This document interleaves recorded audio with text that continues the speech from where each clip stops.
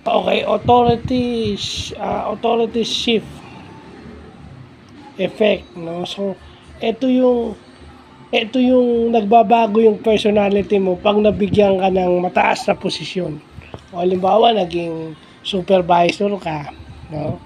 Ito yung nagbabago yung personality mo. Dati, ina-admire ka ng mga katrabaho mo daw. Pero nung umangat ka ng posisyon, bigla ka nag-iba.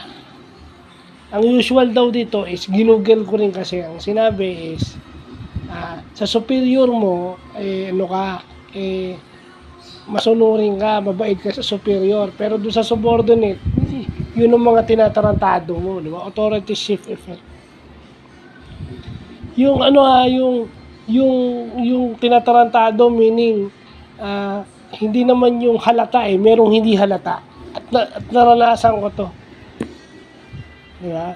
Naranasan ko to, nandun yung takot no? Nandun yung threat factor no?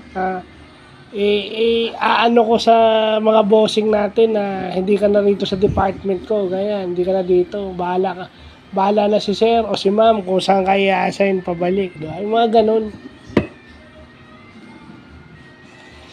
Sumalangit na wayon, sinasabi niya na, na kaya raw na lahat ng trabaho. Oh.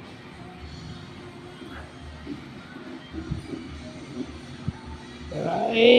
Ganun talaga yun. Pagka masyado kang believe sa sarili mo, sa akin pag doon mo makikita ang karakter ng isang tao kapag ka meron siyang, nabigyan siya ng authority.